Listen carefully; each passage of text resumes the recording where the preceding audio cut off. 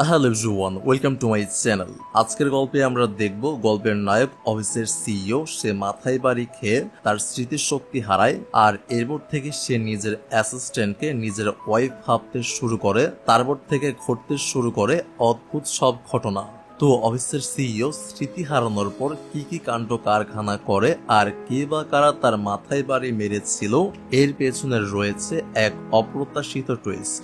এইসব প্রশ্নের উত্তর পেয়ে যাবেন আজকের ভিডিওটি শেষ পর্যন্ত দেখলে। তো চলুন তাহলে শুরু করি।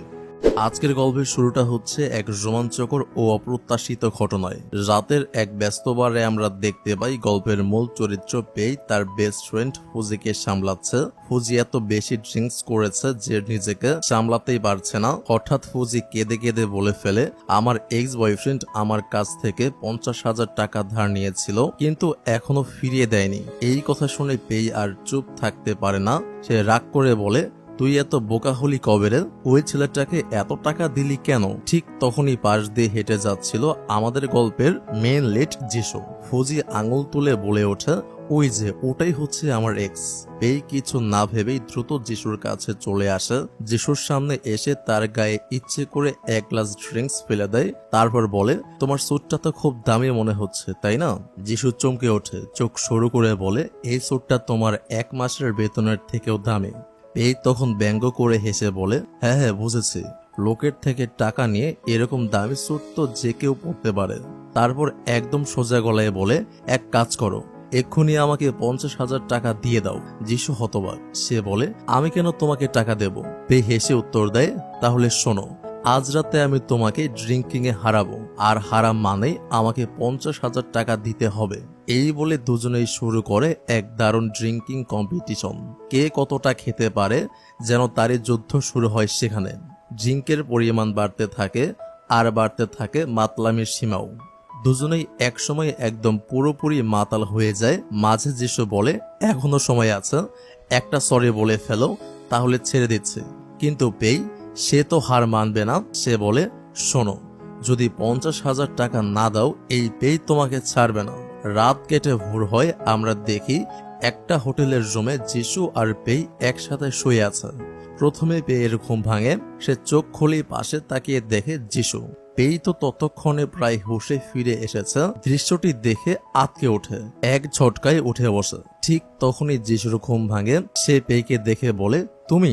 তারা দুজনে একসাথে চিৎকার করে ওঠে। আসলে গত রাতে অতিরিক্ত ড্রিঙ্কস করার জন্য তাদের মধ্যে এরপর কি হয়েছিল তাদের দুজনের কারোরই কিছুই মনে নেই।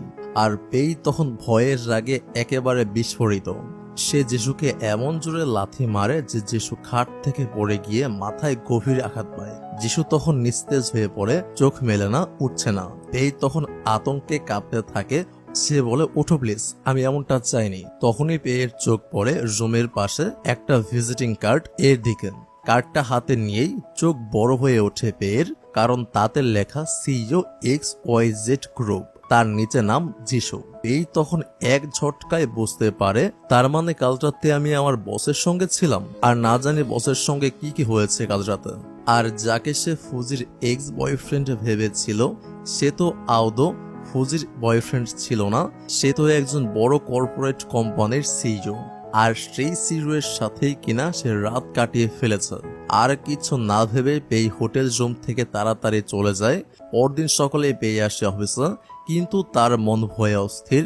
গেট পার হতেই সে চিন্তায় পড়ে যায়, গত রাতের ঘটনাগুলো সত্যি ঘটেছিল নাকি ওর মধ্যে কিছু হয়েছিল। পেই এক সহকর্মী বন্ধুকে জিজ্ঞেস করে, আচ্ছা আজ অফিসে কি কিছু নতুন হলো? সহকর্মী মাথা নেড়ে বলে, সবকিছুই তো আগের মতোই চলছে। কিন্তু ঠিক তখনই টিম লিডার এসে পড়ে। সে পেইকে প্রচন্ড ধমক দেয়, কারণ পেই যে ফাইলগুলো সাবমিট করেছে সব ভুলে ভরা। পেই কিছু বলার সুযোগই পায় না। দেখে মনে হয় আজ তার ভাগ্যটাই যেন পুরো উল্টো। এরপর কিছুটা সময় পেরিয়ে পেই যখন ওয়াশরুমের দিকে যাচ্ছে, দুজন অজানা ছেলে তাকে থামিয়ে জিজ্ঞাসা করে, তোমার নাম কি পেই? পেই একটু দ্বিধা নিয়ে বলে, হ্যাঁ। ছেলে দুটো তখন কিছু না বলে সরাসরি পেইকে তুলে নিয়ে যায়। এরপর সিন কাট হয় হাসপাতালের একটা রুম। আমরা দেখি যিশুর মাথায় ব্যান্ডেজ, সে এখনো পুরোপুরি সুস্থ নয়। তখনই দৃশ্যে আসে একজন নতুন চরিত্র, যিশুর বড় ভাই জিচু। জিচু পেংকে সামনে বসিয়ে জিজ্ঞাসা করে, গত রাতে যিশুর সঙ্গে যা ঘটেছে তুমি কি কিছু জানো? পেই কিছুক্ষণ চুপ থাকে। তার মনে পড়ে যে আগের রাতের প্রতিটি মুহূর্ত, ড্রিঙ্কিং, মাতাল হওয়া আর যিশুর পিঠে উঠে পড়ে নিজের রাগ ঝাড়ার সেই বেপরোয়া আচরণ।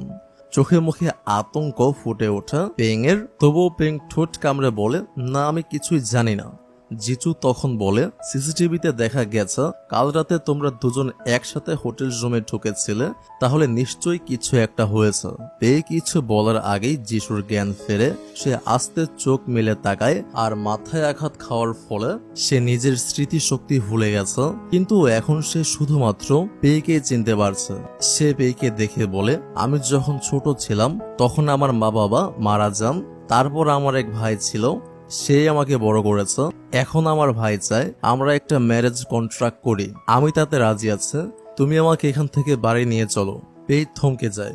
Marriage contract? এটা কেমন প্রস্তাব? সে বলে, এইসব কথা তোমার সামনে বলা ঠিক না। পেয়ে উঠে দাঁড়ায়, চলে যেতে চায়, কিন্তু যিশু ওর জামা টেনে ধরে। পেই একদম স্তব্ধ। এভাবে যিশুর প্রতিক্রিয়া সে একেবারেই আশা করেনি।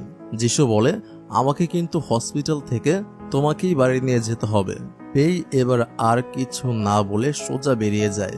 হাসপাতালের বাইরে জিচু আবার পেইংকে বসিয়ে কথা বলতে শুরু করে। জিচু বলে, তোমার জন্য এখন এই জটিল অবস্থাটা তৈরি হয়েছে। তুমি না চাইলেও বা চাইলেও এই ব্যাপারে তোমার দায়িত্ব রয়েছে। সেই পেইকে মোটা অঙ্কের টাকা অফার করে। পেই অবাক হয়ে জিজ্ঞাসা করে, এত টাকা? কিন্তু আমি তো কিছু করিনি। জিচু এবার একটা শর্ত দেয়, বলে, ঠিক আছে, তাহলে তুমি যিশুর সঙ্গে থাকো। ও এখন তোমাকেই নিজের ওয়াইফ মনে করছে আর শুধু তোমাকেই চিনতে পারছে। ওর পাশে থাকাটাই তোমার দায়িত্ব। এজন্য আমি তোমাকে অনেক টাকা দেব। পেই এই প্রস্তাবে চমকে যায়। সে কাপা গলায় বলে, না, আমি এইভাবে থাকতে পারবো না। সে আমার বস, আমি তার সঙ্গে কিভাবে এক ছাদের নিচে থাকবো? জিচু এবার কঠোর গলায় বলে, তাহলে তোমার চাকরি চলে যাবে। আর তাছাড়া তুমি যে ওর মাথায় বাড়ি মেরে তাকে অসুস্থ করে ফেলেছ, এই জন্য হসপিটালের বিল হয়েছে 1,00,000 টাকা। আর সেই টাকা তোমাকেই দিতে হবে আমার কথা না শুনলে। কারণ যিশু এখন তোমাকে ওর স্ত্রী ভাবছে আর আমাকে মনে করছে তোমার অ্যাসিস্ট্যান্ট। আর ডক্টর বলেছে ও যেভাবে ভাবছে তাকে সেভাবেই সবকিছু ভাবাতে, তাতে ওর ব্রেনটা রেস্ট পাবে এবং আস্তে আস্তে তার স্মৃতি ফিরে আসতে পারে।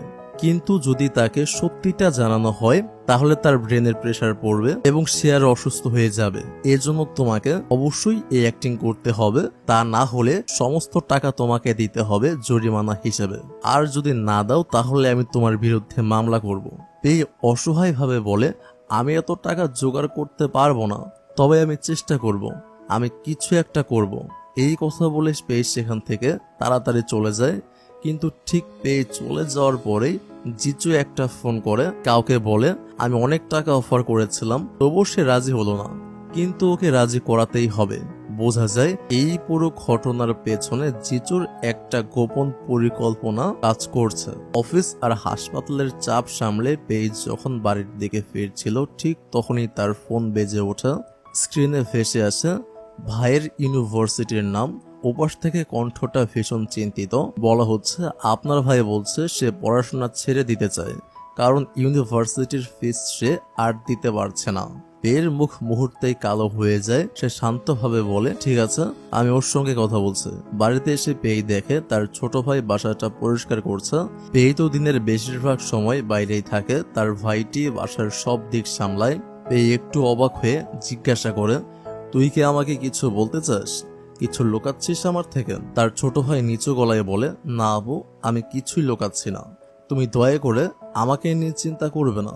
পেই এবার আর নিজেকে ধরে রাখতে পারে না। সে বলে, তুই আমাকে বলিসনি কেন ইউনিভার্সিটি থেকে তুই মুক্তি চাস? এইসব ভাবা বন্ধ কর, যা গিয়ে পড়তে বস। ভাই কিছু না বলে চুপচাপ সেখান থেকে সরে যায়।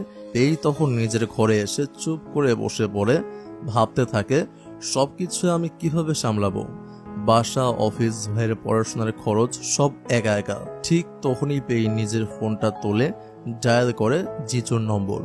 নিঃশ্বাস ফেলে বলে, আমি রাজি আছি, আপনার প্রস্তাবিত কাজটা আমি করব। কারণ এখানে ব্যাপারটা হচ্ছে, সে যদি এখন জিচুর দেওয়া প্রস্তাবের কাজটা না করে তাহলে তাকে অনেক টাকা জরিমানা দিতে হবে, আর না হলে জিচু নাকি তার বিরুদ্ধে মামলা করবে। তাকে জেলে যেতে হবে। আর যেহেতু এই পরিমাণ টাকা তার পক্ষে দেওয়া সম্ভব না এবং তার ভাইয়ের পড়াশোনার খরচ এবং সবকিছু মিলিয়ে সে অনেকটা টাকার সংকটে পড়ে গেছে। আর যেহেতু জিজু বলেছে সে যদি তার প্রস্তাবে রাজি হয় তাহলে সে তাকে অনেক টাকা দেবে। এখন এখানে দেখা যাচ্ছে সে যদি জিজুর প্রস্তাবে রাজি হয়ে যায় তাহলে তার সমস্ত সমস্যার সমাধান নিমেষেই হয়ে যায়। এজন্য সে বাধ্য হয়ে জিজুর দেওয়া প্রস্তাবটা গ্রহণ করে। পরদিন পেই যিশুর স্ত্রী হিসেবে নতুন ভূমিকায় দিন শুরু করে। যিশু এখন সেই রাগী ঠান্ডা মেজাজের সিইও না, স্মৃতি হারিয়ে যেন একটা অবুঝ বাচ্চা হয়ে গেছে সে। সবকিছু ভুলে যিশু এখন শুধু পেইকেই চিনে, আর পেই এখন তার দেখভালের দায়িত্ব নিয়েছে। পেই যিশুকে নিয়ে বের হয় শপিং এ, কিন্তু পেয়ের মন জুড়ে একটাই চিন্তা, খরচ কমাতে হবে। তারা একটা দোকানে ঢোকে। পেই দোকানদারকে সরাসরি বলে, আমাকে দেখান আপনার দোকানের সবচেয়ে কম দামি ড্রেসগুলো। যিশু তো কিছুই বোঝে না, সে শুধু মুগ্ধ হয়ে চারপাশে তাকিয়ে থাকে। পেই হাসি মুখে তাকায়, ওর হাতে ধরিয়ে দেয় কিছু সাদাসিধে জামা। নিজের বাজেট অনুযায়ী যতটা সম্ভব চেষ্টা করে পেই, কিন্তু ঠিক তখনই দূর থেকে একজন লোক লুকিয়ে লুকিয়ে ছবি তুলছিল। পেই হঠাৎ সেটা লক্ষ্য করে। তার মনে পড়ে যায় যিশু আগে সাবধান করেছিল যেহেতু এখন যিশু স্মৃতি হারিয়েছে তাই অনেক পেপারাজ্জি চুপি চুপি ছবি তুলবে। এই ঘটনাকে বড় করে দেখানোর জন্য তুমি সাবধানে থাকবে। এই সাথে সাথে যিশুকে নিয়ে সরে যায় দোকানের ট্রায়ালস রুমের দিকে। ট্রায়ালস রুমে ঢুকে দেখে যিশু তখন জামা বদলাচ্ছে। এই ঝট করে যিশুর পাশে গিয়ে মুখটা চেপে ধরে যাতে সে কোনো শব্দ না করে। যদি কেউ বাইরের থেকে কিছু শুনে ফেলে তাহলে আবার কি না কি সন্দেহ করবে। ঠিক তখনই দোকানদার এসে বাইরে থেকে বলে, আপনারা এখানে আর বেশিক্ষণ থাকতে পারবেন না, দয়া করে বেরিয়ে আসুন। পেয়ে বুঝতে পারে পেপাররাজ্জি তো থামবে না, তারা চায় শুধু একটা ছবি আর তাতেই তৈরি হয়ে যাবে খবরের ঝড়। ট্রায়াল রুমের সেই মুহূর্তটা যেন পেঙের হৃদয়ে ঝড় তোলে। যিশুর মুখে হাত চেপে ধরা অবস্থায় তার ভিতরে এক অজানা ভালো লাগা কাজ করতে থাকে। নিজেও বুঝতে পারে না ঠিক কি অনুভব হচ্ছে তার ভেতরে। কিছুক্ষণ পর ওরা দুজন ট্রায়াল রুম থেকে বেরিয়ে আসে। কিছু জামা কাপড় কিনে দোকান থেকে বের হচ্ছিল পেই। ঠিক সেই সময় হঠাৎ পেয়ের পা পিছলে যায়। সে পড়ে যাচ্ছিল, কিন্তু যিশু আগে ভাগেই তাকে ধরে ফেলে। আর এই মুহূর্তেই পেপাররাজ্জি হাজির। ঠিক এমন দৃশ্যই তো তাদের চাই। এই দ্রুত পেপাররাজ্জিকে বলে, এই ছবিগুলো ডিলিট করে দিন এখনই। কিন্তু পেপাররাজ্জি তো তার সোনার ডিম পেয়ে গেছে। সে ঠোঁটে এক হাসি মেখে বলে, এই ছবিগুলো তো এখনো ভাইরাল হবে, আজ সকালেই তোমরা হেডলাইনে দেখতে পারবে। এই কথা শুনে যিশুর চোখ রাগে লাল হয়ে যায়। সে এগিয়ে গিয়ে পেপাররাজ্জিকে সরাসরি ধাক্কা মেরে ফেলে দেয় নিচে। ঠিক তখনই সেই ক্যামেরা থেকে তড়িৎ গতিতে মেমোরি কার্ডটা খুলে নেয় আর দুজন একসাথে দৌড়ে বেরিয়ে যায় দোকান থেকে। একেবারে সিনেমার মতোই তারা পালায় রাস্তায় রাস্তায়। পরদিন পেয়ে যিশুকে নিয়ে আসে তার নিজের বাসায়। এখন তো যিশুর থাকার আর কোনো জায়গা নেই, তাই পেঙের বাসায় তার নতুন ঠিকানা। বাড়িতে ঢুকেই পেয়ে চিৎকার করে বলে, তুমি এমন পাগলামি করলে কেন? নিজের লাইফ রিস্ক নিয়ে গিয়ে একজন পেপাররাজ্জিকে মারলে। যিশু একদম শান্তভাবে বলে, তুমি যদি পড়ে গিয়ে চোট পেতে তাহলে আমি নিজেকে ক্ষমা করতে পারতাম না। এই কথা শুনে পেই থেমে যায়। যিশু তখন দেখতে পায় পেঙের হাতে একটু কেটে গেছে। সে নিজের হাতে ওষুধ নিয়ে এসে পেঙের হাতে যত্ন করে লাগিয়ে দেয়। পেই এক মুহূর্তের জন্য চুপ করে যায়। এত কেয়ার, এত আন্তরিকতা দেখে ওর মনে একটা অনুভব হয় যেটা হয়তো ও নিজেও বোঝে না। আর ঠিক তখনই যিশু জিজ্ঞেস করে বসে, তোমার তো অনেক বড় কোম্পানি আছে তাই না? তোমার বাবা সেই কোম্পানির সিইও, তাহলে তুমি এই ছোট বাসায় আছো কেন? কোনো প্রবলেম হয়েছে নাকি তোমার কোম্পানিতে? লোনের ঝামেলা? পেই তো অবাক হয়ে যায়, কারণ যিশু এখনো ভাবে পেই একটা ধনী পরিবারের মেয়ে। পেই কিছু না বলে চুপ করে থাকে। যিশু আবার বলে, তোমার বাসা যতই ছোট হোক আমি সব সময় তোমার পাশে থাকবো। একদিন সব ঠিক হয়ে যাবে, দেখো।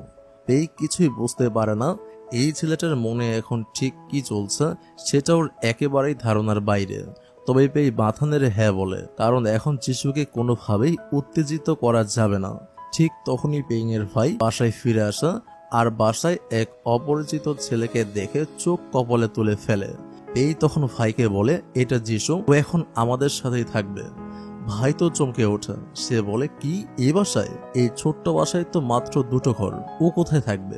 পেয়ে রাগে গলা চড়িয়ে বলে তোর ঘরে থাকবে, তুই ওর সঙ্গে রুম শেয়ার করবি। ভাই কড়া গলায় বলে না আপু, আমি কারোর সঙ্গে রুম শেয়ার করব না, আমার ঘরে ওকে আমি ঢুকতে দেব না। পেয়ে এবার রেগে গিয়ে সরে যেতে বলে। ঠিক তখন যিশু পেঙের হাত ধরে ফেলে। এই দৃশ্য দেখে পেঙের ভাই পুরো হতবাক। ভাই সন্দেহে পড়ে যায়। সে বলে এই লোকটা কে, কোথায় থেকে এলো, কেন আমাদের বাসায় থাকবে? সে যিশুকে প্রশ্ন করে তুমি কে, এখানে কেন এসেছো? কিন্তু যিশু তো এখনো সেই ভোলা মিষ্টি স্মৃতি হারানো মানুষ, সে কোনো প্রশ্নের ঠিকঠাক উত্তরই দিতে পারে না। পেঙের ভাই রাগে ফুঁসে ওঠে। সে বলে একটা কথা শুনে রাখো, আমার ঘরে আমি কাউকে থাকতে দেব না। এই বলে ভাই রাগ করে সেখান থেকে বেরিয়ে যায়। পেং একদম চুপচাপ দাঁড়িয়ে থাকে, ভাবতে থাকে এই নাটকের শেষ কোথায়। রাত হয়ে গেছে। যিশু চুপচাপ গিয়ে সোফার ওপর শুয়ে পড়ে।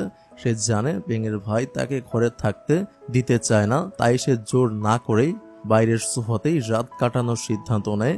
রাত গভীর হলে পেয়ে ঘুম ভেঙে উঠে আসে পানি খেতে।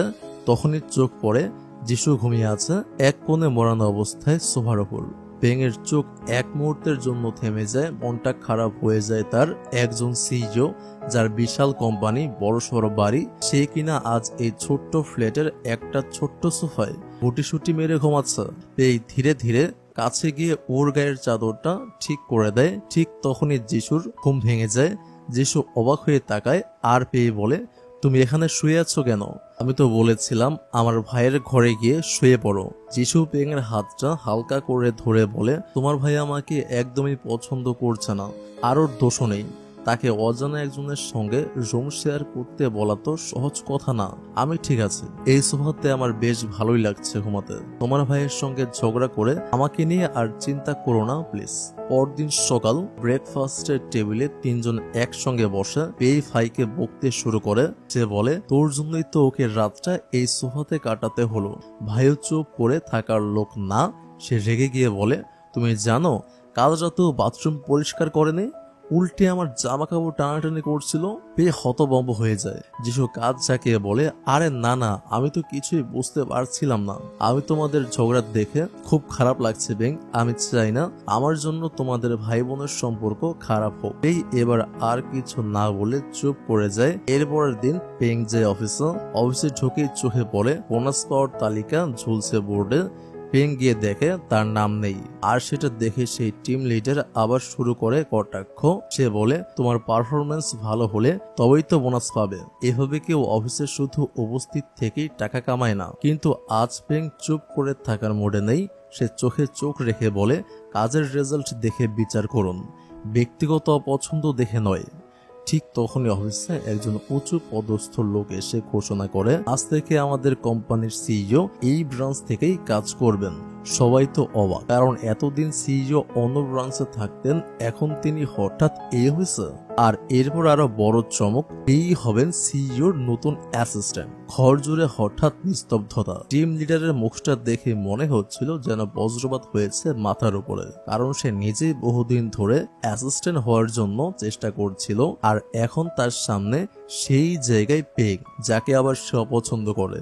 সেই পেগকে দেখে ভিতরে ভিতরে জ্বলতে থাকে হিংসা, রাগ আর অপমান মিলেমিশে তার চেহারায় ফুটে ওঠে। এরপর পেয়ে ওই লোকটার সঙ্গে কথা বলতে গেলে লোকটা বলে এই কোম্পানির পুরো সিইও তো এখন যিশু, তাই আজ থেকে যিশুকে অভিনয় করতে হবে একজন সিইওর মতো করে, না হলে কোম্পানির অন্য অন্য এমপ্লয়িরা সন্দেহ করতে শুরু করবে। তারা জানতে পারবে যিশু স্মৃতিশক্তি হারিয়ে ফেলেছে। আর এই বিষয়টা বাইরে যেন কোনোভাবেই জানাজানি না হয়, সেটাই এখন সবচেয়ে বড় বিষয়। এদিকে যিশুকে দেখা যায় সে এখন তার সিইওর অফিসে চলে এসেছে। চারপাশটা খুব অবাক হয়ে দেখছে। ঠিক তখনই সেই লোকটা অফিসে আসে। যিশু তখন একদম একজন আসল সিইওর মতো আচরণ করে, তার সঙ্গে কথা বলে। এই দৃশ্য দেখে পেই একদম হতবাক। লোকটা সেখান থেকে চলে গেলে যিশু পেইকে জিজ্ঞাসা করে আচ্ছা আমি কি সিইওদের মতো করে অ্যাক্টিংটা করতে পারলাম? পেই বলে হ্যাঁ, তোমার অ্যাক্টিং একদম পারফেক্ট ছিল। পেই যখন বেরিয়ে যেতে লাগলো যিশু ওর হাত ধরে টেনে নেয়। পেয়ের হাতটা যিশুর বুকে গিয়ে পড়ে। আর ঠিক তখনই যিশুর মনেও লাভ কন্ট্রাক্ট শুরু হয়ে যায়। ঠিক সেই মুহূর্তে আবার সেই লোকটা একটা ফাইল দিতে আসে। তাদের দুজনকে এভাবে দেখে ফেলে। কোনো কথা না বলে সে নিজেই লজ্জা পেয়ে ওখান থেকে চলে যায়। এরপর পেই যখন যিশুর অফিস থেকে বের হয় দেখতে পায় অফিসের একটি গ্রুপ পেইকে নিয়ে কথা বলছে। তারা বলছে পেই তো এই কোম্পানির একজন সাধারণ এমপ্লয়ি ছিল, সে কিভাবে সিইও এর অ্যাসিস্ট্যান্ট হয়ে গেল। কারোরই এই ব্যাপারটা মেনে নিতে সুবিধা হচ্ছিল না। পেই তখন রেগে গিয়ে সবাইকে বলে এইসব বাজে কথা বলা বন্ধ করো, মন দিয়ে নিজের কাজ করো। এরপর যিশুকে দেখা যায় তখন একজন মেয়ে এসে বলে সেদিন হোটেলের রুমে যিশুকে মাথায় কেউ আঘাত করেছিল এবং সে ছিল আমাদেরই একজন, কিন্তু এটা কাউকে জানানো যাবে না, কারণ একবার যদি এটা প্রকাশ পায় যে যিশু আসলে স্মৃতিশক্তি হারিয়েছে তাহলে সবাই জেনে যাবে আর ব্যাপারটা ভালো হবে না। আর যেহেতু যিশু এখন পেইকে নিয়ে ব্যস্ত, তাই ওকে এইভাবে ব্যস্ত থাকতে দিতে হবে। তাহলে যিশুকে এই কোম্পানি থেকে আস্তে আস্তে দূরে সরিয়ে রাখা যাবে। তাতে করে যিশুর পুরো কোম্পানিটা নিজের করে নেওয়া সহজ হবে। এরপর পেয়ে এসে দেখে সেখানে অনেকগুলো ফুল রাখা, আর সেই ফুলগুলোর ওপর ছোট ছোট চিঠিও। চিঠিগুলো পড়ে পেয়ে অবাক হয়ে যায়, কিছুই বুঝতে পারছে না। ওর মাথায় আসে না কে এসব ফুল রেখে গেছে আর কার জন্য। ঠিক তখনই পেছন থেকে যিশু এসে দাঁড়ায়, মুখটা ভার করে থাকে, কারণ পেয়ে বুঝতে পারছে না এই ফুলগুলো যিশুই ওর জন্য রেখেছে। পেয়ে যখন পেছনে ফিরে তাকায়, যিশুকে দেখে অবাক হয়ে জিজ্ঞাসা করে তুমি এখানে কি করছো? যিশু মন খারাপ করে বলে আমি তো তোমার জন্য সেরকম কিছুই করতে পারিনি, তাই এই ফুলগুলো এনেছে, কিন্তু তুমি তো বুঝতেই পারোনি এইগুলো তোমার জন্যই। পেই তখন বারবার যিশুকে সরি বলে। ঠিক তখনই পেয়ের পা মুচকে যায়, ওর হাত থেকে ফুলগুলো উপরে ছিটকে ওঠে। যিশু তৎক্ষণাৎ ওকে ধরে ফেলে, ফুলগুলো চারপাশে পড়ে যায়। পুরো মুহূর্তটা হয়ে ওঠে একদম রোমান্টিক। এই সময় যিশুর নানা সেখানে চলে আসে, ওদের দুজনকে এভাবে দেখে ফেলে। এরপর ফ্ল্যাশব্যাকে দেখানো হয় যিশুর নানা আলাদাভাবে পেইকে ডেকে পাঠিয়েছিল, দুজন একসঙ্গে আলোচনা করেছিল যিশু তো এখন আমাকে চিনতে পারবে না। এখন যিশু মনে করছে এই নানাই হচ্ছে এই পুরো কোম্পানির মালিক, তাই যিশুর সামনে ওর নানাকেও এখন পেয়ের নানা হিসেবে অভিনয় করতে হবে। আবারও প্রেজেন্ট সিনে ফেরা হয়। যিশু এবার ওর নানার জন্য চা নিয়ে আসে। নানা যখন সেই চা খায় বলে এই চা তো অনেক গরম, এই তুমি যিশুর সঙ্গে ব্রেকআপ করে ফেলো। এটা শুনে যিশু খুব অবাক হয়ে যায়। তৎক্ষণাৎ নানাকে বলে আমি এমনটা করতে পারবো না। এরপর যিশু অনেকবার সরি বলে আর প্রতিশ্রুতি দেয় এবার থেকে আমি সমস্ত কাজ একদম ঠিকঠাক করব। কিন্তু তবুও নানা ওদের দুজনকে বকাবকি করতে থাকে। একদিন পেইজ যখন অফিস থেকে ফিরছিল তখন নিজের মনে বলতে থাকে যিশু কবে সুস্থ হবে আর কতদিন এই নাটকটা আমাকে চালিয়ে যেতে হবে। পেইজ যখন নিজের বাড়ির ভেতরে ঢুকে যায় দেখে টেবিলের উপর অনেক খাবার সাজানো রয়েছে। আসলে এই সমস্ত কিছুই যিশু নিজে রান্না করেছে শুধুমাত্র পেয়ের জন্য। এটা দেখে পেই খুব অবাক হয়ে যায়। যিশু তখন বলে তুমি আগে খেয়ে নাও, আমি গোসল করে আসছি। এই কথাটা বলে যিশু পেইকে ওখানে বসিয়ে দেয়। যিশু বলে তুমি আমার জন্য এত কিছু করছো, তাই আমি তোমার জন্য এই রান্নাটুকুই করলাম। পেই খুব খুশি হয়ে যায়, দেখে যিশু নিজের হাতে এত কিছু রান্না করেছে। পেই বলে তুমি চিন্তা করো না, নানা আমাকে একটুও বকা দেবেন না, আর তুমি নানার সাথে একটু ভালোভাবে কথা বলো, দেখবে উনি আর তোমাকে বকবেন না। এরপর পেই এক এক করে খাবার খেতে শুরু করে। প্রথম খাবারটা খেয়ে বোঝে এটা খেতে খুবই বাজে হয়েছে, কিন্তু যিশুর সামনে সেটা বলে না, যদি যিশুর মন খারাপ হয় তাই। এরপর আরেকটা ডিশ ট্রাই করে, এবার তো আগেরটার চেয়েও বেশি বাজে। তার মুখ থেকে খাবারটা বের করে দেয়, যেটা দেখে যিশু একদম হা হয়ে যায়, নিজে বুঝে ফেলে ওর রান্না একদম জঘন্য হয়েছে। হঠাৎ করেই বাইরে বাজ পড়ে, পেই খুব ভয় পেয়ে যায়। এই দৃশ্য দেখে যিশু পেইকে শক্ত করে জড়িয়ে ধরে। পেই খুব অবাক হয়ে যায় আর নার্ভাস হয়ে তাড়াতাড়ি উঠে পড়ে।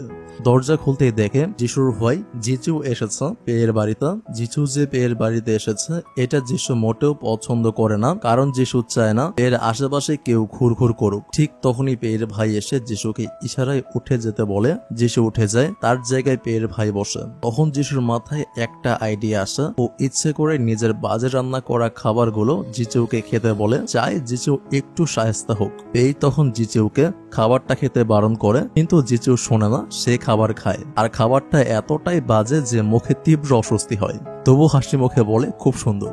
তখন যিশু আরো খাবার খাওয়াতে চায়, কিন্তু যিশু কোনোভাবে আর খেতে চায় না। পেই তখন রান্নাঘরে যায় পানি আনতে। এই দেখে যিশু পেছনে পেছনে যায়, জিজ্ঞাসা করে তুমি কি ওকে এই যিশুর নামের লোকটাকে ভালোবাসো? ও আমার থেকে কোন দিক থেকে ভালো শুনে? পেই তখন বলে আমি কখন বলেছি যে আমি ওকে ভালোবাসি? যিশু বলে আমি ওর থেকেও তোমাকে অনেক বেশি ভালোবাসি, তাহলে তুমি কেন আমাকে ভালোবাসো না? পেই তখন বলে আমাকে ছেড়ে দাও। কিন্তু যিশু কিছুতেই ছাড়ে না। পেয়ে জোরে ধাক্কা দিলে যিশুর মাথা দেয়ালে গিয়ে লাগে খুব জোরে। এই আওয়াজ শুনে সবাই রান্নাঘরে চলে আসা যিশুকে নিয়ে সেখান থেকে বেরিয়ে যায়। পেয়ে খুব ভয় পেয়ে যায়। আগেরবার তো মাথায় আঘাত লাগার কারণেই যিশুর স্মৃতি হারিয়েছিল, আজ আবার সেই একই জায়গায় আঘাত লাগলো। তখন যিশুর মাথাটাও খুব ব্যথা করছিল আর সে সবার দিকে অদ্ভুত ভাবে তাকাতে থাকে। ঠিক তখনই যিশুর মনে পড়ে যায় সেদিন সকালে হোটেলের রুমে যখন সে অজ্ঞান হয়ে গিয়েছিল, তখন কেউ একজন তার মাথায় খুব জোরে আবার আঘাত করেছিল আর তারপরে সে আবার অজ্ঞান হয়ে গিয়েছিল। তখনই যিশু বুঝতে পারে কেউ ইচ্ছাকৃতভাবে ওকে মারতে চেয়েছে। এরপর একে একে সব মনে পড়ে যায়। সে স্মৃতি হারিয়ে পেয়েকে নিজের স্ত্রী মনে করেছিল, নিজের নানাকে মনে করেছিল পেয়ের নানা। সেই ভুল স্মৃতি, ভুল ধারণা সবটাই মনে পড়ে যায় যিশুর। কিন্তু তারপরও যিশু সেই স্মৃতি হারানোর নাটকটা চালিয়ে যায়। ভাবটা এমন যে ওর কিছুই মনে পড়েনি। তারপর যিশু নিজের মধ্যে আরেকটি নাটক শুরু করে, যেন তার জীবনের সব চরিত্র আবার এলোমেলো হয়ে গেছে। পরে পেই আর জিচিউ যখন বাড়ি থেকে বেরিয়ে আসে, জিচিউ বলে, পেই তুমি ভালো করে যিশুকে দেখে রাখো, কারণ বারবার মাথায় আঘাত লাগায় মানসিক সমস্যাও দেখা দিতে পারে। পেই বলে, আপনি চিন্তা করবেন না, আমি ওকে দেখে রাখবো। এই কথাটা বলে পেই চলে যায়। ঘরের ভিতরে তখন যিশু আর পেয়ের ভাই মুখোমুখি বসে। এখন পেয়ের ভাই হয়ে উঠেছে যিশুর সবচেয়ে বড় শত্রু।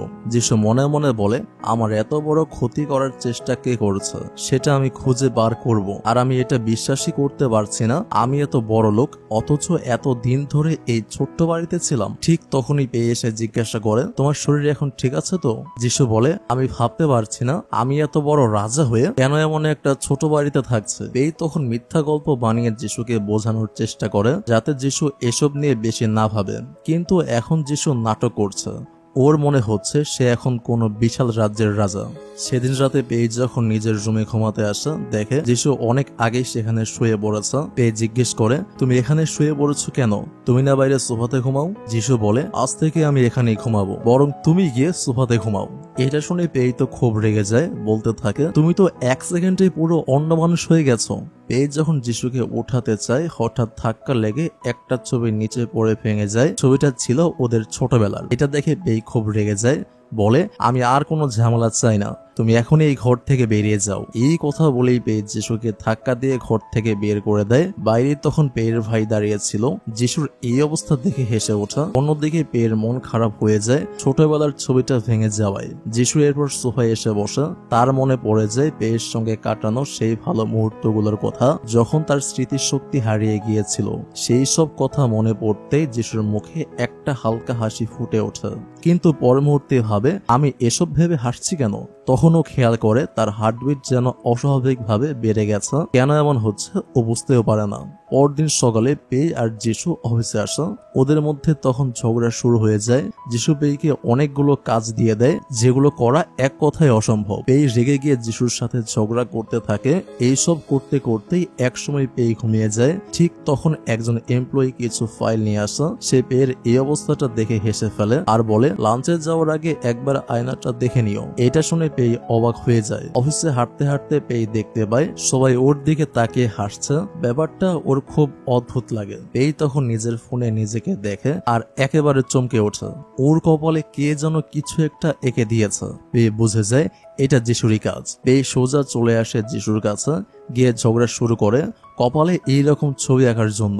কিন্তু যিশু এসব কিছুতেই পাত্তা দেয় না। পরক্ষণে যিশু নিজের প্লেট থেকে কিছু খাবার তুলে পেয়ের প্লেটে দেয়। পেয়ে অবাক হয়ে জিজ্ঞেস করে, এগুলো তুমি আমাকে দিচ্ছ কেন? যিশু বলে, আমি এসব খাই না, তাই তোমাকে দিলাম। এটা শুনে পেয়ে আরো বেশি রেগে যায়। এরপর অনেকগুলো কাজ শেষ করে পেয়ে সব জমা দিতে আসা। যিশু তখন একটা একটা করে আবার নতুন কাজ দিতে শুরু করে। পেয়ের মাথা তো গরম। যিশু বলে, যাও আমার জন্য 1 কাপ গরম কফি নিয়ে আসো। এটা শুনে পেয়ে রেগে গিয়ে যিশুর গলা চেপে ধরে ঝাঁকিয়ে দেয়। ঠিক তখনই ওই এমপ্লয়িটা আবার ঢুকে পড়ে। পেয়ে যিশুকে ছেড়ে দেয় আর তাড়াতাড়ি বেরিয়ে যায়। তবে যিশু বুঝতে পারছে পেয়ে এখন যিশুকে একটু একটু করে পছন্দ করতে শুরু করেছে। তাই যিশু এসব নিয়ে আর বেশি কিছু বলে না। যিশু তখন সেই এমপ্লয়িকে জিজ্ঞেস করে, পেই তো খুব শান্ত স্বভাবের মেয়ে ছিল, হঠাৎ করে এরকম ব্যবহার করছে কেন? এমপ্লয়ি উত্তর দেয়, সেটাই তো আমরা বুঝতে পারছি না। এরপর যিশু বলে, সেদিন রাতে হোটেলের সিসিটিভি ফুটেজ ভালো করে চেক করো। আমি যে রুমে ঢুকেছিলাম সেখানে আর কে কে ঢুকেছে বা বেরিয়েছে সব জানতে হবে। এরপর যিশু আর পেই একসাথে চলে যায় একটা গ্রোসারি স্টোরে। সেখানে যিশু যেটা কিনতে চায় পেই সেটা আটকাতে থাকে, কারণ ওগুলো শরীরের জন্য ভালো নয়। যিশু তখন রেগে যায়। পেই তখন তাড়াতাড়ি করে সরি বলে, আমি ভুলে গিয়েছিলাম যে আমি এখন তোমার অ্যাসিস্ট্যান্ট। ঠিক তখনই ওখানে একটা মেয়ে এসে যিশুকে ডাকে। সে বলে, আমি যখনই তোমার সঙ্গে দেখা করতে আসি অন্যরা আমাকে তোমার কাছে আসতেই দেয় না, কিন্তু আজ তুমি এই মেয়েটার সঙ্গে এখানে কি করছো? এসব শুনে পেই খুব অবাক হয়ে যায়। জিজ্ঞেস করে, এই মেয়েটাকে? যিশু তখন পেইকে বলে, এ হচ্ছে আমার প্রতিবেশী রাজ্যের রাজকুমারী। আমার পরিবার ওর সঙ্গে বিয়ে ঠিক করেছিল, তবে আমি ওকে পছন্দ করিনি। পেই তখন বলে, তাহলে তুমি কাকে পছন্দ করো? যিশু এই প্রশ্নের উত্তর না দিয়ে বলে, তুমি বরং ওকে এখান থেকে ভাগানোর চেষ্টা করো। পেই তখন চিন্তায় পড়ে যায়। ঠিক তখনই যিশু পেইকে নিজের কাছে টেনে নিয়ে বলে, পেই আমার গার্লফ্রেন্ড। মেয়েটা তো একদম অবাক, তবুও কিছুতেই মানতে চায় না যে যিশুর গার্লফ্রেন্ড আছে। তখন পেই যিশুকে বলে, চলো কিস করার নাটক করি। কিন্তু নাটকের মধ্যেই সত্যি সত্যি কিস হয়ে যায়। আর ঠিক সেই সময় পেপারাজ্জি এসে ওদের এই কিস মোমেন্টের ছবি তুলে দেয়। এরপর তারা দুজন যখন বাড়ি ফিরে আসে দুজনেই দুজনের দিকে তাকিয়ে বেশ লজ্জা পেতে থাকে, কারণ গ্রোসারি স্টোরে সেই অ্যাক্সিডেন্টাল কিস তো হয়ে গিয়েছিল। যিশু তখন ওই কিসের জন্য সরি বলে। পরদিন যিশু যখন অফিসে কাজ করছিল তখনও তার মনে পড়ে যায় কিসের কথা, আর মনে পড়তেই একটা অন্যরকম ভালো লাগা অনুভব করে। এরপর যিশুর নানাকে দেখা যায় কেউ একজন এসে নানার হাতে একটা খাম দেয়। ওই খামে ছিল কিছু ছবি, যেখানে দেখা যায় যিশু আর পেই গ্রোসারি স্টোরে কিস করছে। ছবিটা দেখে নানা খুব রেগে যায়। ভাবতেই পারেনি ওদের মধ্যে সত্যি সম্পর্ক গড়ে উঠেছে। নানা এরপর ফোন করে জানতে পারে যিশুর স্মৃতির শক্তি আবারও উলটপালট হয়ে গেছে। এখন যিশু নিজেকে কয়েকশো বছর আগেকার কোন রাজ্যের রাজা মনে করছে। অন্যদিকে যিশু আর পেই একসাথে চলে আসে একটা নতুন কনস্ট্রাকশন প্রজেক্টের লোকেশন দেখতে, যেটা ছিল সমুদ্রের ধারে একটা বিচে। সেখানে যিশু পেইকে বলে, সেদিন গ্রোসারিতে যা হয়েছিল তুমি কি এখনো সেটা নিয়ে ভাবছো? পেই বলে, না, ওসব নিয়ে আমি আর ভাবি না, কিন্তু আপনি এখানে এসেছেন কেন? যিশু বলে, আমি একটা ব্যাপার নিয়ে অনেক দিন ধরে ভাবছি, তাই এখানে এসেছি। তবে যিশু এখনো স্মৃতি হারানোর নাটকটাই চালিয়ে যাচ্ছে, তাই সবকিছু খুলে বলতেও পারছে না। এরপর ওরা সেই বিচের পাশে থাকা একটা ছোট্ট গ্রামে ঢুকে যায়। একটি বাড়ির সামনে এসে খোঁজ খবর নিতে থাকে। বাড়ি থেকে বেরিয়ে আসে একজন বয়স্ক মহিলা। তারা সেই বয়স্ক মহিলাকে বিচে যাওয়ার রাস্তার কথা জিজ্ঞেস করে, কিন্তু সেই মহিলা তাদেরকে কোনো সাহায্য করতে পারে না। আর মহিলা এরপর গেটটা জোরে বন্ধ করতে গেলে তার হাতে খুব ব্যথা পায়। পেই আর যিশু তখন চিন্তিত হয়ে যায়। ওরা দুজনেই সেই মহিলার বাড়িতে ঢুকে পড়ে। মহিলা ওদের চা খেতে দেয়। চা খেতে খেতে গল্প শুরু হয়। মহিলা সরি বলে পেইকে, কারণ গেট বন্ধ করতে গিয়ে ওর হাতে ব্যথা পেয়েছে। এরপর মহিলা ওদের দুজনকে বয়ফ্রেন্ড গার্লফ্রেন্ড ভাবে। পেই বলে, না, ও আমার বয়ফ্রেন্ড না। কিন্তু কথা শেষ করার আগেই যিশু বলে, হ্যাঁ আপনি ঠিক ধরেছেন, সে আমার গার্লফ্রেন্ড। আর কানে কানে বলে, এটা বললে মহিলা আমাদের সাহায্য করবে। ওখানে এক জায়গায় মহিলার ছেলের একটা ছবি রাখা ছিল। মহিলা বলছিল, অনেক বছর হয়ে গেছে, আমার ছেলে আমার কোনো খোঁজ নেয় না, সে চলে গিয়েছিল, আর কোনোদিন ফিরে আসেনি। এই কথা বলতে বলতে মহিলা কান্না করে ফেলে। পেই তখন নিজের ব্যাগ থেকে একটা ভিজিটিং কার্ড বের করে দেয়। মহিলা সেটা দেখে বুঝে যায় এটা হার্নিউ প্রজেক্ট কোম্পানি থেকে এসেছে। আর মহিলা খুব রেগে যায়, একটা লাথি নিয়ে মারতে মারতে ওদের দুজনকে বের করে দেয়। আর বলে, এই কোম্পানির কোনো লোককে আমি আমার বাড়ির ছায়াও পড়তে দিব না। পেই তখন বলে, উনি আমাদের এভাবে তাড়িয়ে দিলেন কেন? যিশু তখন ব্যাপারটা ঘুরিয়ে দেয়। আসলে যিশু এখানে এসেছে এই কারণে যে ও জানতে চাচ্ছে কে আসলে ওর ক্ষতি করতে চায়, কিন্তু সেটা তো পেইকে বলা যাবে না। এরপর পেই ওই মহিলার ছেলের খোঁজ করে। তারপরে একটা বাক্স নিয়ে আবার দেখা করতে আসে মহিলার সঙ্গে। মহিলা আবার তাড়িয়ে দেওয়ার চেষ্টা করে। তখন পেই বলে, আমি আপনার ছেলের খোঁজ পেয়েছি। সে বেজিং শহরে অনেকদিন অসুস্থ ছিল আর সেখানেই মারা গেছে। এই কারণে সে আর আপনার সাথে যোগাযোগ করতে পারেনি। এই কথা শুনে মহিলা একেবারে চমকে যায়। বাক্সটা খুলে দেখে সত্যি সত্যি ভেতরে তার ছেলের কিছু স্মৃতিচিহ্ন রয়েছে। মহিলা তখন কান্নায় ভেঙে পড়ে। পেই তখন একটা ক্রেডিট কার্ড দিয়ে বলে, এখানে কিছু টাকা আছে, আমার বস এই টাকা আপনার জন্য পাঠিয়েছেন। এরপর পেই ফিরে আসে যিশুর কাছে। যিশু দেখে পেয়ের চোখে পানি। তখন যিশু পেইকে জড়িয়ে ধরে। আসলে ওই মহিলার কষ্ট দেখে পেয়েরও খুব কষ্ট লেগেছে। পরের দিন অফিসে কাজের মাঝে যিশুর কাছে এক এমপ্লয়ি এসে খবর দিল, স্যার সেই মহিলা অবশেষে রাজি হয়েছেন, উনি তার বাড়ি বিক্রি করবেন। যিশু অবাক হয়ে তাকালো, মানে এবার তারা সেই জায়গায় নিজেদের কনস্ট্রাকশন শুরু করতে পারবে। আসলে এতদিন মহিলা কোনোভাবেই সেখান থেকে সরে যাচ্ছিলেন না, তাই সেদিন তারা গিয়েছিল ওর সঙ্গে কথা বলতে, আর আজ মহিলা রাজি। রাতের দিকে যিশু যখন চা নিয়ে ফিরছিল হাতে, দেখতে পেল পেয়ে কাজ করতে করতে টেবিলে মাথা রেখে ঘুমিয়ে পড়েছে। সকালে প্রজেক্টের কাগজগুলো টেবিলের উপর ছড়ানো ছিল, হঠাৎ কেউ এসে চুপি চুপি সব পৃষ্ঠার ছবি তুলে নিল। ঠিক তখনই পেয়ের ঘুম ভাঙলো, মানে ও পুরো রাতটাই অফিসে কাটিয়েছে। চোখ খুলে দেখলো সে মেয়েটাকে যে ছবি তুলছিল। কিছু না বলে মেয়েটা চলে গেল। পেয়ের মনে কেমন একটা সন্দেহ জাগলো, ও এতক্ষণ এখানে কি করছিল, তাকে ডাকলো না কেন। তারপর চোখ গেল সামনে, টেবিলের সাজানো ব্রেকফাস্ট, সাথে ছোট্ট নোট, এটা তোমার জন্য আমি স্পেশালি বানিয়েছি, যিশুর হাতের লেখা। পেয়ে হেসে ফেললো, মনটা ভালো হয়ে গেল। এরপর মিটিং রুমে দৃশ্য কাটা।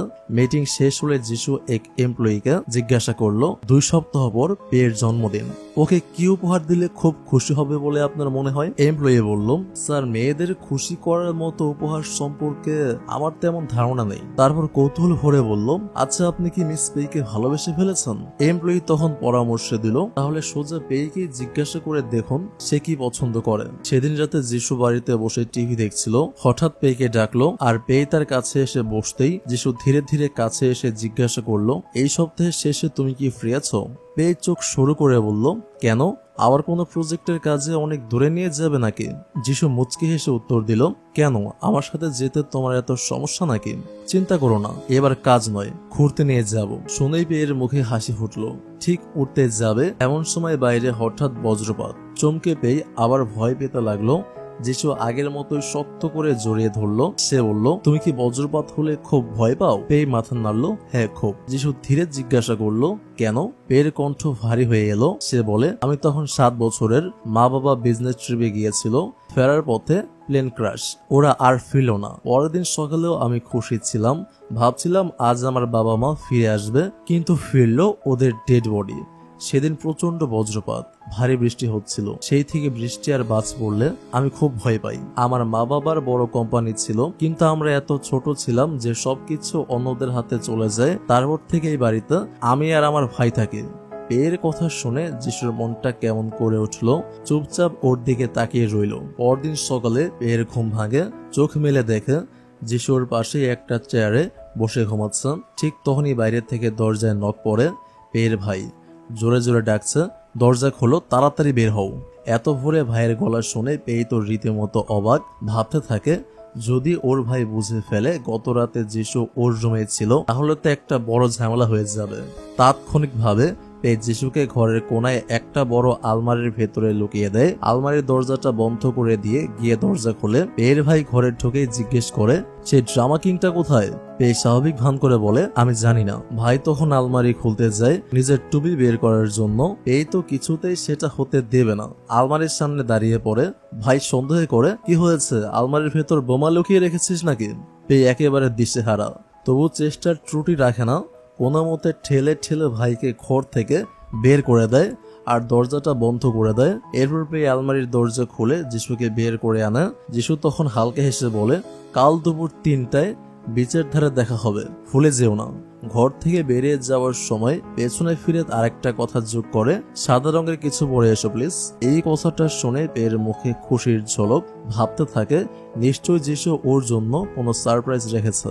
পরের দিন দুপুর বিচের ধারে দেখা যায় যিশুকে, সে দাঁড়িয়ে অপেক্ষা করছে। ঠিক তখনই পেয়ে আসে, কিন্তু একা নয়, পাশে ওর ভাইকেও নিয়ে এসেছে। যিশুর চোখে বিস্ময়। সে বলে, তুমি ওকে সাথে করে এনেছো? পেয়ে নির্বিকার ভাবে বলে, তুমি তো আমায় বলনি যে একা আসতে হবে। যিশু তো ভেবা চেকা খেয়ে যায়, ভাবতে থাকে এটা কেমন মেয়েরা বাবা, প্রেমের জায়গায় ভাইকে নিয়ে এসেছে, এত আনরোমান্টিক। এর ভাই আবার ওয়াটার গান হাতে নিয়ে এসে হুমকি দেয়, আজকে যদি কোনো ড্রামা করিস তাহলে এই ওয়াটার গান দিয়ে তোকে শুট করে দেব। কথা শেষ করে ভাই পেইকে টানতে টানতে সেখান থেকে নিয়ে চলে যায়। যিশু হতভম্ব, এত কিছু ভেবে প্ল্যান করেছিল পেয়ের জন্য, সবটা যেন পানিতে ভেসে গেল।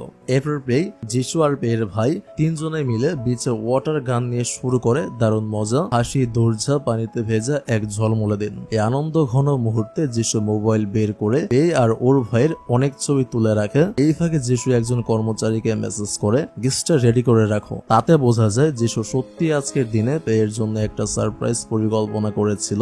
কিছুক্ষণ পর মজা করতে করতে যিশু একটু পাশে গিয়ে শুয়ে পড়ে, হালকা একটা ঘুম। ঠিক তখনই পেয়ে এসে ডাকতে থাকে, এই যিশু ওঠো। কিন্তু যিশু তো ঘুমিয়ে গেছে। পেয়ে তখন মজা করে ওর ভ্রু ধরতে থাকে, নাকটা টিপে দেয়। হঠাৎ যিশু ঘুমের ভান ভেঙে ফেললো, পেয়ের হাত চেপে ধরলো। পেয়ে তো লজ্জায় পড়ে গেল। যিশু মুচকি হেসে বলে, তোমার ভাই কোথায় গেল? পেয়ে বলে, ও আইসক্রিম কিনতে গেছে। তখন যিশু বলে, চলো তোমাকে একটা জায়গা দেখাই। ওরা দুজনে একটু হাঁটতে হাঁটতে বিচের পাশে দাঁড়িয়ে থাকা একটা আইল্যান্ডের দিকে তাকায়। যিশু বলে, ওইখানে আমি বড় হয়েছি। বাবার সঙ্গে ছোটবেলায় ওই সমুদ্রে ফিশিং করতে আসতাম। একটু থেমে যিশুর মুখটা ভার হয়ে যায়, কারণ এখন আর ওর বাবা মা কেউ বেঁচে নেই। এই চুপচাপ বলে, চিন্তা করো না, আমি তোমার সঙ্গে ফিশিং এ যাব। ঠিক তখনই আকাশ দিয়ে একটা প্লেন উড়ে যায়। পেয়ের মুখে আতঙ্ক, কারণ প্লেন দেখলেও ওর খুব ভয় লাগে। যিশু সেটা বুঝে পেয়েকে নিজের কাছে টেনে নেয়, ধীরে ধীরে ওকে আশ্বস্ত করে। এই ধীরে বলে, তুমি আজকে আমাকে এখানে একটা ইনভাইট করতে চেয়েছিলে, তাই না? যিশু হেসে বলে, চমৎকার, তুমি নিজে বুঝে গেছো। ধীরে ধীরে যিশু কাছে এগিয়ে আসে, সবকিছু যেন এক রোমান্টিক মুহূর্তের দিকে এগোচ্ছে। তখনই একদম হুট করে পেয়ের ভাই এসে ওখানে হাজির। ওদের দুজনকে একসাথে দেখে দুজনেই লজ্জায় পড়ে যায়, মানে কাবাবলে হাড্ডি। পেয়ের ভাই সরাসরি প্রশ্ন করে, আচ্ছা তুমি কি আমার বড় আপুকে বিয়ে করতে চাও? এই ইশারায় চোখ রাঙিয়ে বলে, না বলো, ওকে তাড়াতাড়ি না বলো। যিশু একটু থেমে বলে, না। ভাই রেগে গিয়ে বলে, তুমি এমনিতেই আমার বড় আপুর মতো ভালো মেয়েকে বিয়ে করার যোগ্য না। যিশু তখন হাসতে থাকে, কিছুটা লজ্জা, কিছুটা অস্বস্তি। সেদিন রাতে এই পরে এক বিশেষ ড্রেস, যেটা যিশু ওকে গিফট করেছিল। ঠিক তখনই যিশুর ফোন আসে। যিশু বলে, আজকে হঠাৎ একটা কাজ পড়ে গেছে, তোমার সঙ্গে দেখা করতে পারবো না, তবে পরের শনিবার ঘুরতে যাব তোমার সঙ্গে। ফোন কেটে যায়। পেয়ে একেবারে খুশিতে উচ্ছ্বসিত, কারণ ঠিক পরের শনিবারই ওর জন্মদিন। অবশেষে পেয়ের জন্মদিনের দিনটা চলে আসে। সে গিফট করার ড্রেসটা পরে একেবারে সাজগুজ করে রেডি হয়ে বসে থাকে। যিশু আসবে যে কোনো সময়। কিন্তু অনেকক্ষণ কেটে গেলেও যিশু তো আসেই না। ঠিক তখনই ওখানে যিশু এসে হাজির। ওকে দেখে পেই তো একদম অবাক, বলে, আপনি এখানে? যিশু হেসে বলে, হ্যাপি বার্থডে। পেয়ে জিজ্ঞেস করে, কিন্তু আপনি এখানে কি করছেন? যিশু জানায়, আমি একজন ক্লায়েন্টের সঙ্গে মিটিং এ এসেছি। এমন সময় যিশুর ফোন আসে। ও বলে, সরি পেই, আমার একটু দেরি হয়ে যাচ্ছে, তুমি একটু অপেক্ষা করো প্লিজ। ঠিক তখনই যিশুর পাশ থেকে এক নারী কণ্ঠ শোনা যায়, তুমি আজ কোথাও যাবে না। পেই হতবাক। ও আর দেরি না করে ফোনে বলেই বসে, তোমার আর আসার দরকার নেই, আমার যাওয়ার সময় হয়ে গেছে। এই কথা বলে ফোনটা কেটে দেয় পেই। মনটা খুব খারাপ হয়ে যায় ওর। ঠিক তখনই যিশু বলে, সিংহা নিশ্চয়ই আমেরিকা থেকে ফিরেছে, আর যিশু নিশ্চয়ই ওর সাথেই ব্যস্ত। এই তখন যিশুর দিকে তাকিয়ে জিজ্ঞেস করে, সিংহা আবার কে? যিশু বলে, যিশু তোমাকে ওর কথা বলেনি? ওর ছোটবেলায় খুব ভালো বন্ধু ছিল, এমনকি দুজনের পরিবার তখন তাদের বিয়েও ঠিক করে দিয়েছিল। এই কথা শুনে পেয়ের মুখটা একদম স্লান হয়ে যায়। পেয়ে আর যিশু একসাথে সেখান থেকে বেরিয়ে যায়। আর কিছুক্ষণ পরে যিশু এসে হাজির। তার পাশ ফাঁকা। ও দেখে ওয়েটার সবকিছু গুছিয়ে ফেলেছে। যিশু জিজ্ঞেস করে, এখানে পেয়েছিল না? ওয়েটার জানায়, ম্যাডাম পেয়ে অনেকক্ষণ ওয়েট করেছিলেন, তারপর যিশু এলে ওনার সাথে চলে গেছে। এই কথা শুনে যিশুর মনটা ভীষণ খারাপ হয়ে যায়। সেই রাতে দুজনেই আলাদা জায়গায় বসে। পেয়ে একটা মেসেজ লিখে যিশুকে পাঠাতে চায়, আর যিশু কিছু একটা লিখে রাখে, কিন্তু দুজনেই সেই মেসেজ কেটে দেয়, একটাও পাঠানো হয় না। যিশুর মন খারাপ। সে ভাবছে, আমি অপেক্ষা করতে বলেছিলাম, তবুও পেয়ে চলে গেল। আর পেয়ের রাগ। সে ভাবছে, তুমি নিজের পুরনো বান্ধবীর সঙ্গে সময় কাটাতে ব্যস্ত ছিলে। ঠিক তখনই সিংওয়াং ফোন করে যিশুকে আর জিজ্ঞেস করে, আর কবে দেখা করবে আমার সঙ্গে? যিশু বিরক্ত হয়ে বলে, তোর সঙ্গে আবার কেন দেখা করব? আজকেও তুই আমাকে টেনে নিয়ে গেছিস, সেই জন্যই তো আমার দেরি হয়ে গেল। এতে পরিষ্কার সিংওয়ানের প্রতি যিশুর কোনো ফিলিংস নেই। পরদিন অফিসে যিশু ঢোকে, আর সিংওয়ান ওর পেছন পেছন অফিসে চলে আসে দেখা করতে। তখনই পেয়ে ওদের একসাথে দেখে ফেলে, আর একবার ভেঙে পড়ে ওর মনটা।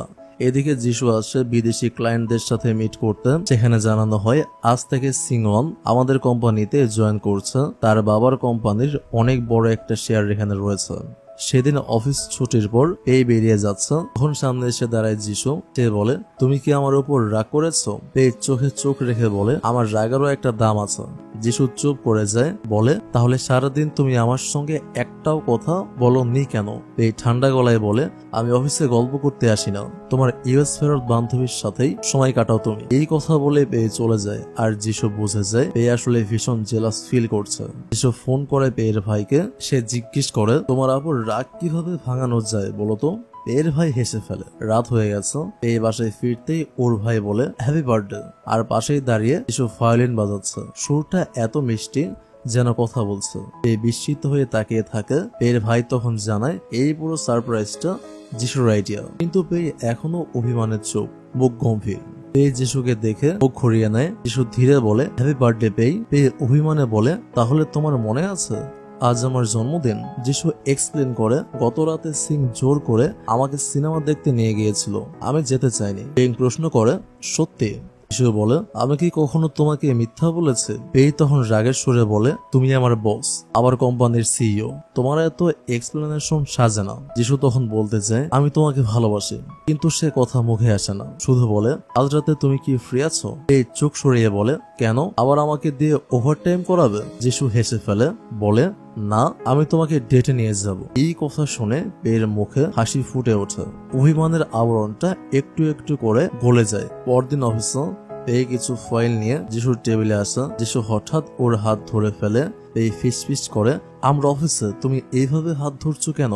যিশু এবার ওর আরেকটা হাতও ধরে ফেলে। ততক্ষণে হঠাৎ করে জিউ এসে পড়ে।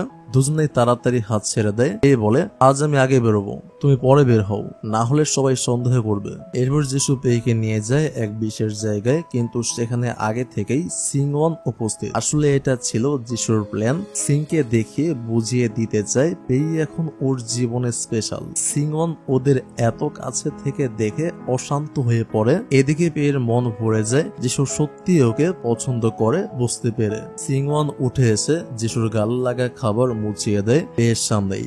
যিশু ঠিকই বুঝে যায় সিং এটা ইচ্ছে করে করছে। এরপর হঠাৎ এক ভুলে খাবার পেয়ের জামায় পড়ে যায়। যিশু তখন পেইকে নিয়ে সেখান থেকে উঠে যায়। নিজের শার্টটা পেয়ের হাতে দিয়ে বলে, এটা পরে নাও। যিশুর শার্ট হাতে নিয়ে পেই একদম চুপচাপ মনে মনে ভাবে, আমি কি যিশুকে ভালোবেসে ফেলেছে? ড্রেস চেঞ্জ করে পেয়ে যখন নিচে নামছিল তখনই শুনতে পায় সিং বলছে, তুমি আবার স্মৃতি ফিরে পেয়েছো, কিন্তু এখনো পেইকে কিছু বলোনি। ও যদি এটা জেনে যায় তাহলে তোমাদের সম্পর্ক শেষ হয়ে যাবে। আর তুমি যে 400 বছর পুরনো জীবনের গল্প বানিয়ে বলেছো ওকে যে তুমি একটা রাজ্যের রাজা, ওকে আর কতদিন এসব নিয়ে আটকে রাখবে? যিশু গম্ভীর গলায় বলে, আমি কি করব সেটা তোমার মাথা ব্যথা না। আর এই কথাগুলো শুনে ফেলে পেই। ওর মনে পড়ে যিশু বলেছিল, আমি কখনো তোমাকে মিথ্যা বলিনি, কিন্তু আজ প্রমাণ হলো এটাই ছিল সবচেয়ে বড় মিথ্যা। সেদিন রাতেই পেয়ে চুপচাপ বাড়ি ফিরে আসে। এর ভাই তখন ইউনিভার্সিটি থেকে ফেরে। ভাই জিজ্ঞাসা করে, কি হয়েছে, মন খারাপ কেন? এই কিছুই বলে না। ভাই বলে, আমি জানি নিশ্চয় যিশুর সঙ্গে কিছু হয়েছে, ওই তোমাকে কষ্ট দিয়েছে তাই না? এই মুখ ঘুরিয়ে বলে, ও তো আমার বস, এসব কথা বলিস না। কিন্তু পরক্ষণেই পেয়ে যিশুকে গালাগালি করতে থাকে, রাগে দুঃখে অভিমানে। পরদিন অফিসে পেয়ে পুরোপুরি যিশুকে ইগনোর করতে থাকে। যিশু বিষয়টা বুঝতে না পেরে একজন এমপ্লয়িকে জিজ্ঞেস করে, পেয়ে কেন এরকম অদ্ভুত আচরণ করছে? এমপ্লয়ি জানায়, শুরুতে সব ঠিক ছিল, কিন্তু হঠাৎ করেই ওর মুডটা খারাপ হয়ে গেছে, বোধহয় মাঝখানে কিছু হয়েছে। যিশু ভাবতে থাকে, আমি তো পেইকে প্রপোজ করতে যাচ্ছি, কিন্তু ও যদি এভাবে দূরে সরে যায় তাহলে কিভাবে বলবো? আর তখনই সব বুঝতে পারে যিশু নিশ্চয়ই কাল রাতে সিং এর সঙ্গে কথোপকথনটা শুনে ফেলেছে পেই। কিছুক্ষণ পর পেয়ে একটা ফাইল নিয়ে যিশুর টেবিলে আসে। যিশু থামাই ওকে, একটু বসো, তোমার সঙ্গে কিছু কথা আছে। পেয়ে বসে পড়ে। যিশু তখন রাতের কথাগুলো বলতে যাবে, ঠিক তখনই পেয়ের ফোন বেজে ওঠা। ফোনে পেয়ে শুনতে পায়, তোমার ভাই আজকে বাস্কেটবল প্র্যাকটিসে যায়নি। শুনেই রেগে যায় পেয়ে, ফোনে রীতিমতো বকাবকি করে ওর ভাইকে। যিশু পেয়ের এই রাগ দেখে আর কিছু বলার সাহস পায় না, শুধু বলে, থাক, আমার আর কিছু বলার নেই। ওদিকে দেখানো হয় যিশু ফোনে কথা বলছে। যিশু আর পেয়ের এই সম্পর্কটা ভাঙতেই হবে, না হলে আমার কোনো প্ল্যানই সফল হবে না। একটি অন্ধকার ষড়যন্ত্র আস্তে আস্তে সামনে আসছে। সেই রাতে যিশু পেয়ের বাড়ির সামনে আসে তাই কথা বলতে, কিন্তু পেয়ে মুখ ফিরিয়ে বলে, তোমার স্মৃতি ফিরে এসেছে, তবু তুমি আমাকে একবারও বলনি। যিশু বলে, বিশ্বাস করো, আমি সব বলতে চেয়েছিলাম। এর আগে কাঁপতে কাঁপতে বলে, তুমি বলতে চেয়েছিলে কিন্তু কখনো বলনি। আমি তো তোমাকে সত্যি বিশ্বাস করতাম, তুমি সেই বিশ্বাসটাই ভেঙে দিলে। তাহলে এই কদিন যা কিছু হয়েছে সবটাই মিথ্যা ছিল, তাই না? যিশু হতবাক হয়ে বলে, না, আমি তোমাকে মিথ্যা বলিনি। কিন্তু বেই আর কিছু শুনতে চায় না। শেষে বেই বলে, তোমার ফ্যামিলি তো সিং এর সঙ্গে বিয়ে ঠিক করেছে, তোমরা একে অপরকে বিয়ে করবে, তুমি শুধু আমাকে ব্যবহার করেছো মাঝখানে। যিশু বলে, আমি কখনোই তোমাকে ব্যবহার করিনি, আর সিং এর সঙ্গে আমার কোনো সম্পর্কই নেই। এই তখন বলে, তাহলে জন্মদিনের দিন তুমি কোথায় ছিলে? আর আমি যখন জিজুর সঙ্গে বেরিয়ে এলাম, তুমি তখন সেটা নিয়ে প্রশ্ন করছো, তুমি আমাকে সন্দেহ করছো। সেদিন আমি 2 ঘন্টা ধরে রেডি হয়েছিলাম তোমার সঙ্গে একটু সময় কাটাবো বলে, তারপর 1 ঘন্টা বসেছিলাম তোমার জন্য। তুমি ফোনে বললে তুমি অন্য কারোর সঙ্গে ব্যস্ত, এখন তুমি আমাকেই প্রশ্ন করছো? লজ্জা করে না তোমার? এই কথা বলে পেয়ে রাগে পা ফেলে চলে যায়। ঠিক তখনই যিশুর ফোনে কল আসে, ওর নানা ফোন করেছে। সে বলে, তুই জানিস আমি আর পেয়ের নানা ছোটবেলা থেকে ভালো বন্ধু, ওদের বাড়িটাও তো আমাদের বাড়ির ঠিক পাশে ছিল, তাই পেইকে আমি খুব ভালো করে চিনি। যিশু বলে, কিন্তু তুমি তো এই কথাগুলো আমাকে আগে বলনি। নানা বলে, কারণ তুই তো তোর সব স্মৃতি ভুলে গিয়েছিলে। আর এখন যিশু ভালো করেই জানতে পারে যে তার নানা আগে থেকেই পেইকে তার জন্য পছন্দ করে রেখেছিলেন এবং তাদের বিয়েটা অনেক আগেই তিনি ঠিক করে রেখেছিলেন। একদিন পেয়ে একটা জায়গায় একা দাঁড়িয়েছিল, আকাশ কালো, বিদ্যুৎ চমকাচ্ছে, বৃষ্টি শুরু হয়েছে। এই খুব ভয় পায়, মনে পড়ে যিশু এমন সময় কত যত্ন নিত ওর। ঠিক তখনই বেয়ের সামনে চলে আসে জিজু, ভয়ে কাঁপতে কাঁপতে পেয়ে ওর সঙ্গে চলে যায়। দুজনকে একসঙ্গে দৌড়াতে দেখে দূর থেকে যিশু। এরপর দেখা যায় পেয়ে আর যিশু একটা জায়গায় বসে আছেন। যিশু পেয়েকে বলে, তুমি এমন একজন মেয়ে যাকে পাওয়ার মতো সাহস খুব কম লোকের আছে। পেই একটু একটু করে মাতাল হয়ে পড়েছিল ড্রিঙ্কস করার জন্য। ঠিক তখনই পেয়ের খোঁজ করতে করতে যিশু চলে আসে, যিশুর সামনে দাঁড়িয়ে যায়। সে বলে, তুমি এখানে ভেতরে ঢুকতে পারবে না, ও আমার সঙ্গে এসেছে। যিশু বলে, আমি ঝামেলা চাই না, পেয়ে আমার সঙ্গে চলো তুমি। পেয়ে মাথা নেড়ে বলে, আমি কিছুতেই যাব না, আর কিছু ঘন্টা পর নিজেই চলে যাব। এই কথা বলে ওখান থেকে চলে যায়। পরদিন অফিসে পেয়ে ছিল যিশুর সঙ্গে। ঠিক সেই সময় যিশু ওদের একসাথে দেখে ফেলে। যিশু বলে, এই টাইটা একটু ঠিক করে দাও তো পেয়ে ওর টাই ঠিক করে দেয়। এই দৃশ্য দেখে যিশুর মনটা খুব খারাপ হয়ে যায়। একটা চাপা অভিমান, একটা চাপা কষ্ট। সেই রাতে যিশু পেইকে ডিনারে ইনভাইট করে। তখনই হঠাৎ করে ওখানে যিশু এসে হাজির। যিশু প্রথমে পেয়ের পাশে গিয়ে বসা, কিন্তু যিশু এখানে একা আসেনি, সাথে করে এনেছে সিংকে। আসলে এটা যিশুর প্ল্যান ছিল পেইকে জেলাস করানোর জন্য। তাই পেয়ের পাশ থেকে উঠে ও গিয়ে সিং এর পাশে বসে। যিশু তখন পেয়ের সঙ্গে খুব সুন্দর করে কথা বলে, এমনকি বলে, ডিনার শেষ হলে আমি তোমাকে আমার নানার সঙ্গে দেখা করাবো। এই কথা শুনে যিশুর চোখে মুখে চমক। ডিনার শেষে যিশু পেয়ের হাত ধরে ওকে নিয়ে বেরিয়ে যায়, যেটা দেখে যিশু আর বসে থাকতে পারে না। যিশু যখন পেইকে নিজের গাড়িতে তুলবে, ঠিক তখন যিশু এসে হাজির। সে এসে পেয়ের হাত টেনে নিয়ে নিজের গাড়িতে বসিয়ে দেয়। পেয়ে রেগে বলে, তুমি আমাকে জোর করতে পারো না। যিশু একটাও কথা বলে না, দুজনেই গাড়িতে বসে। কিছু দূর গিয়ে ওরা একে অপরের দিকে তাকিয়ে হেসে ফেলে, কারণ এটা ছিল ওদের দুজনের প্ল্যান। ফ্ল্যাশব্যাকে ফিরে যায়, যেদিন পেই খুব রেগে গিয়েছিল, তখন ঘরে ঢুকে আবার ফিরে এসে যিশুকে বলে, তুমি এখান থেকে যাবে কিনা সেটা বলো। যিশু ধীরে বলে, আমি জানি আমি তোমার কাছ থেকে সত্যিটা লুকিয়েছি, কিন্তু শোনো কেন লুকিয়েছিলাম। সেদিন হোটেলে তোমার সঙ্গে দেখা হওয়ার পর তুমি চলে গেলে, তারপর কেউ এসে আমার মাথায় আঘাত করে আমি স্মৃতি হারিয়ে ফেলি, সেটা একদম সত্যি। আর সেদিন রান্নাঘরে তুমি ধাক্কা দিলে, ঠিক তখনই আমার স্মৃতি ফিরে আসে, কিন্তু আমি কাউকে কিছু বলিনি, কারণ আমি জানতাম আমাকে মারার পেছনে কে আছে সেটা ধরতেই হবে। আর আমার সন্দেহ জিজু, আমার আঙ্কেলের ছেলে, যে আমার আপন ভাই না হওয়া সত্ত্বেও যাকে আমি আপন ভাইয়ের চেয়ে বেশি ভালোবেসেছিলাম সে। আর সে ছোটবেলা থেকেই আমাকে শত্রু মনে করে। পেই তখন বলে, তাহলে তো ওকে শিক্ষা দিতেই হবে। আর সেই জন্যই পেই ইচ্ছে করে জিজুর সঙ্গে বেশি সময় কাটিয়েছে এবং তাকে ড্রিঙ্কস করিয়ে তার মুখ থেকে সব সত্য বের করে নিয়েছে। ঠিক তখনই দূরে কেউ একজন ওদের দুজনের ছবি তুলে নেয়। দৃশ্যপটে আবার ফিরে আসে জিজু। ওকে ফোন করে কেউ একজন বলে, আমি পেই আর যিশুর উপর নজর রাখছিলাম, ওরা এখন একে অপরের সঙ্গে কোনো ঝগড়া করছে না, বরং ভালো করে কথা বলছে। সাথেই পাঠিয়ে দেয় ওদের দুজনের ছবিগুলো। ছবি দেখে জিজুর মুখ ফ্যাকাশে হয়ে যায়। সে বুঝে যায় এত দিন ধরে শুধু ওর কাছাকাছি এসেছিল। এই গোটা ব্যাপারটাই ছিল পেই আর যিশুর প্ল্যান। পরদিন পেই অফিসে কাজ করছিল, ঠিক তখন ওর ফোনে কল আসে। কেউ একজন বলে, আমি তোমার ভাইয়ের বন্ধু বলছি, আমরা হাইকিং করতে গিয়েছিলাম, কিন্তু হঠাৎ করে তোমার ভাইয়ের একটা অ্যাক্সিডেন্ট হয়ে গেছে। এটা শুনেই তো পেই আতঙ্কে পড়ে যায় আর এক মুহূর্ত দেরি না করে সরাসরি ছুটে যায় ভাইয়ের খোঁজে। পেই হাইকিং এর জায়গায় গিয়ে পৌঁছায় আর ঠিক তখনই কেউ একজন ওকে কিডন্যাপ করে নিয়ে যায়। অন্যদিকে জিচু একটা ফোন পায়, কাজ হয়ে গেছে। এদিকে জিচু পেইকে খুঁজতে খুঁজতে ওখানে চলে আসে, সামনে দাঁড়িয়ে আছে জিচু। জিচু বলে, পেই ঠিক আছে, কিন্তু তুই যদি আমার কথা না শুনিস তাহলে ওকে আমি শেষ করে দেব। তারপর জিচু হঠাৎ যিশুর উপর আঘাত করে, যিশু পড়ে যায়, রক্তে ভিজে যায় তার শার্ট। তখনই জিচু বলে, তুই তো সব পেয়েছিস যিশু, এই কোম্পানি, ভালোবাসা, সবকিছু, আর আমি কিছুই পাইনি। এমনকি আমার মা বাবাকেও খুন করেছিল তোর বাবা। যিশু অবাক হয়ে চিৎকার করে, তুই যা বলছিস আমি কিছুই বিশ্বাস করি না। যিশু গর্জে ওঠে, তাহলে তুই কোম্পানি ছেড়ে চলে যা। যিশু বলে, এই কোম্পানি আমার নানার স্বপ্ন আর সেটা আমি কিছুতেই ছেড়ে যেতে পারি না। এদিকে পেইকে একটা অন্ধকার ঘরে হাত পা বেঁধে রাখা হয়েছে। একটা লোক ছুরি হাতে বলে, 10 কোটি টাকা না দিলে ওকে মেরে ফেলবো। ঠিক সেই সময় যিশু সেই জায়গায় হাজির হয়। সেই মুহূর্তে পেই হঠাৎ লোকটার হাতে কামড়ে দেয়। যিশু সুযোগ বুঝে লোকটার উপর ঝাঁপিয়ে পড়ে আর মারতে শুরু করে। ঠিক তখন পেইর ভাই আর সেই এমপ্লয়ি এসে পড়ে, তারা মিলে লোকটিকে ধরে ফেলে এবং পুলিশে দেয়। যিশুর হাত কেটে রক্ত পড়ছিল, তবুও ওর চোখে ছিল শান্তি। পরদিন সকাল পেইর ভাই রেগে গিয়ে যিশুকে বলে, তোমার কারণেই আমার আপু এই ফাঁদে পড়লো। তখনই যিশুর নানা এসে উপস্থিত হন। তিনি বলেন, যিশুকে আমি নিজের হাতে পুলিশের হাতে তুলে দিয়েছি, কারণ যিশুর বাবা মানে আমার ছোট ছেলে যিশুর মা বাবাকে খুন করেছিল। নানা কাঁদতে কাঁদতে বলে, একই রক্তের ছেলে, একজন খুনি আর একজন আমার গর্ব। তারপর নানা যিশু আর পেয়ের দিকে তাকিয়ে বলেন, তোমরা বিয়ে করে নাও, এই বৃদ্ধ বয়সে আমি শুধু তোমাদের একসঙ্গে দেখতে চাই।